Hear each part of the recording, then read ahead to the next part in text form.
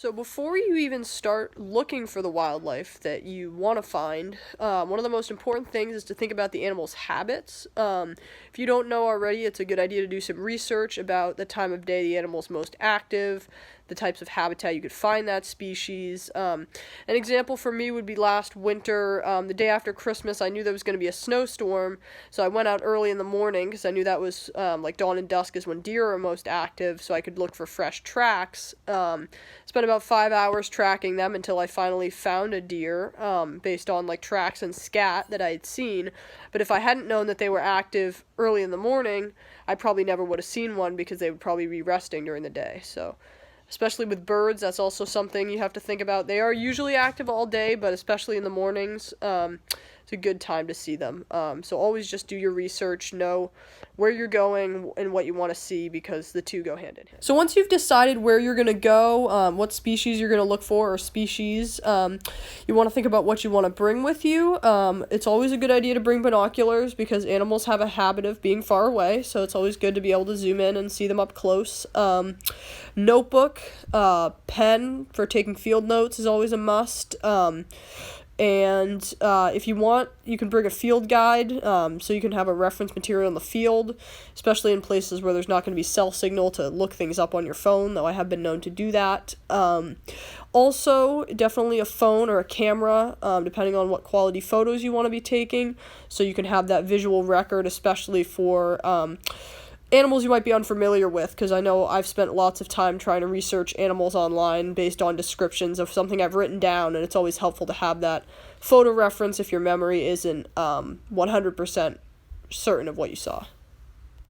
So another thing you might want to bring, if it's not included in a field guide, would be a little cheat sheet that will give you animal tracks and maybe some dimensions for what to look for. And a lot of people think, oh, well, tracks would only really be in snow, but they can be found in mud and even in kind of sand or gravel. And in some cases, I've found deer tracks up on like power line roads where there's a lot of sand and gravel. And you can clearly see those hoof impressions.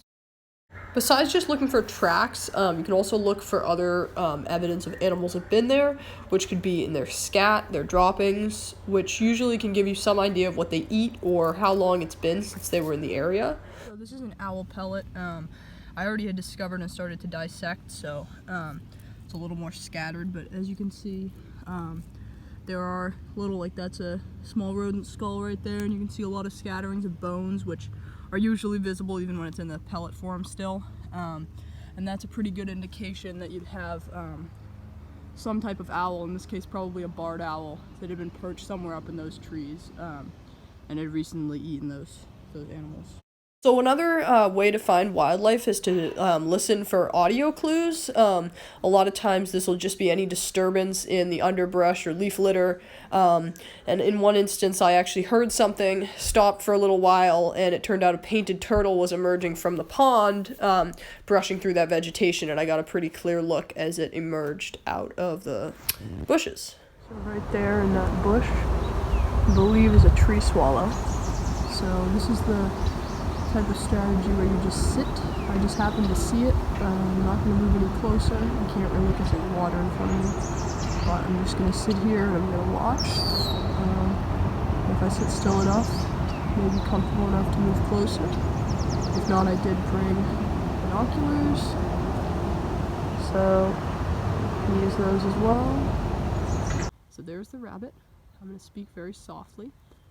So I'm not going to approach it.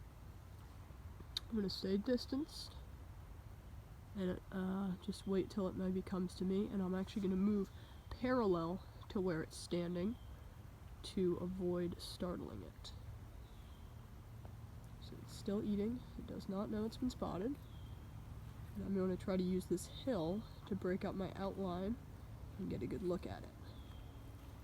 It may dart out across the yard.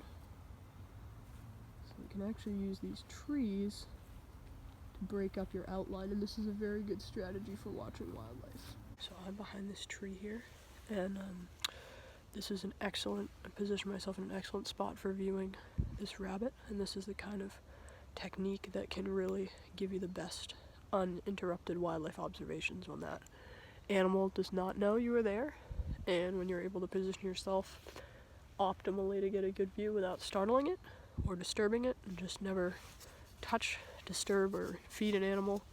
Never goes well. So the rabbit is right there. I'm using this tree and trying to use it to break up my outline. And the rabbit now does not know it's been spotted. It's very definitely alert, but so right there, the center of that frame is the rabbit. And I'm just crouched here. And it's hard to see now, but it is right. The rabbit again, and actually came out of the woods, so now I can see it better in the grass. And I actually followed around in a circle to come back and find it again, because I knew it would come out. That's another strategy, try to predict which way it will go, and then you take another route and cut off from another side. And there it is. Happy wildlife watching, and I hope you're able to follow this process in the future.